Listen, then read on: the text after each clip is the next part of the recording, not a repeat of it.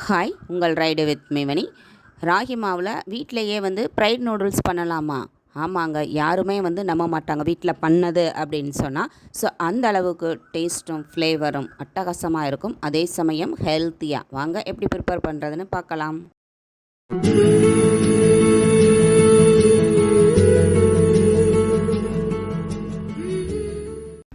ஒரு மிக்சிங் பவுலில் கேப்ப மாவு எடுத்துக்கிறலாம். இந்த மாதிரி, அதாவது ராகி மாவு நான் 3 பவுல் எடுத்துக்கிறேன்.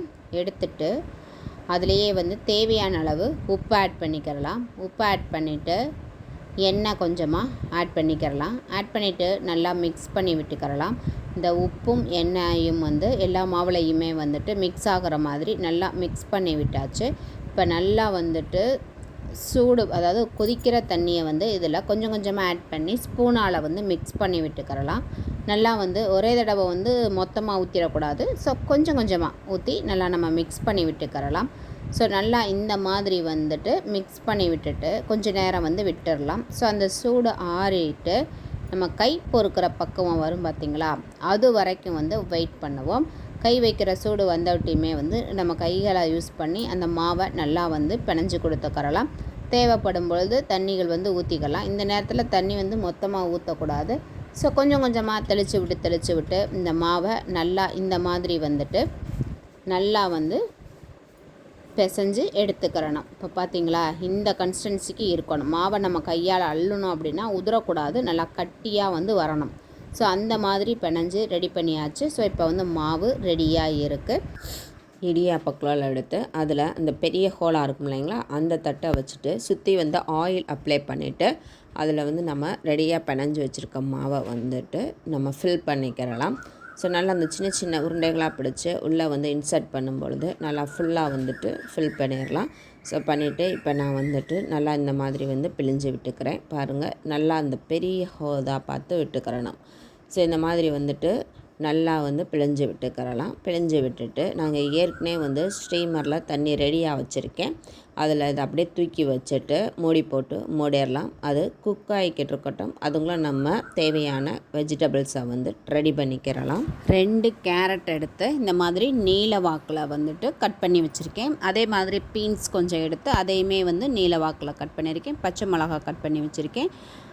இஞ்சியையுமே ஒரு 2 துண்டு அளவு எடுத்து நீல வாக்கில் கட் பண்ணி வச்சுருக்கேன். வெங்காயம், பெரிய வெங்காயத்தையும் நீளமாக கட் பண்ணியிருக்கு. அதே மாதிரி பூண்டு பற்களையுமே கட் பண்ணி வச்சுருக்கு. இப்போ ஸோ இதெல்லாம் நமக்கு தேவையானது எல்லாமே கட் பண்ணி ரெடியாக எடுத்தாச்சு. நம்ம இந்த வெஜிடபிள்ஸ்லாம் கட் பண்ணுறதுக்குள்ளே பார்த்திங்க அப்படின்னா நம்ம ஸ்டீமரில் வச்ச இந்த இடியாப்பம் நல்லா குக்காகி வந்துருச்சு. பாருங்கள், நல்லா கலரெல்லாம் சேஞ்ச் ஆகி அருமையாக குக்காகி வந்துருச்சு. ஸோ இதை இப்போ ஒரு தட்டுக்கு நம்ம அதை மாற்றிக்கிறலாம். இது நல்லா ஆறட்டும். ஆற விட்டியும் நம்ம கைகளால் அதை உதுத்து விட்டுக்கிறலாம்.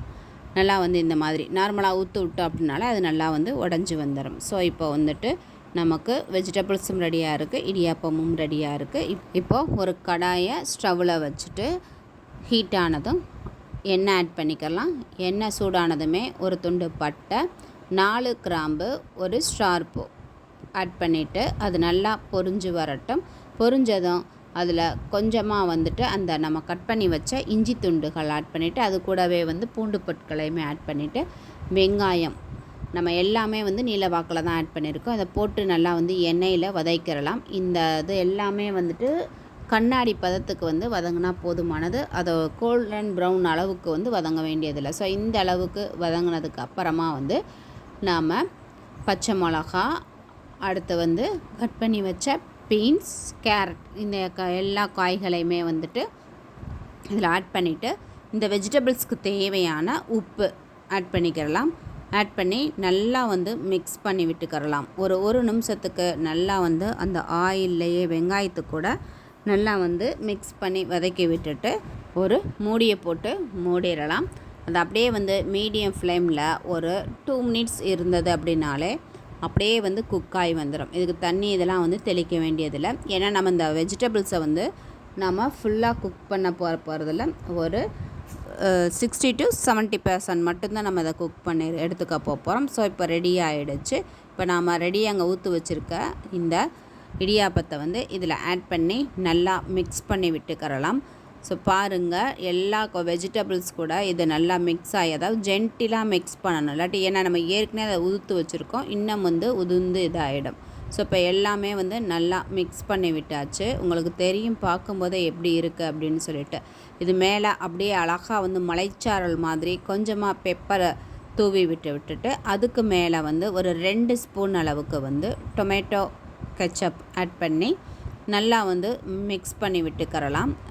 நல்லா வந்து அதை மிக்ஸ் பண்ணும் பொழுதே நல்லா அதோடய ஃப்ளேவர் வந்து வர ஆரம்பிக்கும்.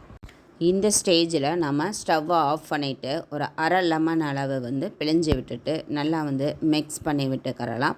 ஸோ மிக்ஸ் பண்ணி விட்டோம் அப்படின்னா அருமையான ஹெல்த்தியான, அதுவும் ராகி மாவில் வந்து ஃப்ரைட் நூடுல்ஸ் வந்து தயாராகிடும். ஸோ கடைகளில் நம்ம வாங்க வேண்டியதே இல்லை, வீட்டிலையே இந்த மாதிரி ஹெல்த்தியாக குழந்தைகளுக்கு வந்து ராகி மாவை வச்சு டிஃப்ரெண்ட்டாக பண்ணி கொடுக்கும் பொழுது வீட்டில் என்ஜாய் பண்ணி சாப்பிடுவாங்க. ராகி மாவில் இப்படியெல்லாம் பண்ண முடியுமா அப்படின்னு ஆச்சரியப்படுவாங்க. அந்த அளவுக்கு டேஸ்டியானது, அதே சமயம் ஹெல்த்தியானதும் கூட. ஸோ நீங்களும் இதே மாதிரி வீட்டிலையே ராகி மாவை வச்சு ஃப்ரைட் நூடுல்ஸ் வந்து பண்ணி பாருங்கள். குழந்தைங்க என்ஜாய் பண்ணி சாப்பிடுவாங்க. வீடியோ பிடிச்சிருந்தா லைக் பண்ணுங்கள். தேங்க்யூ.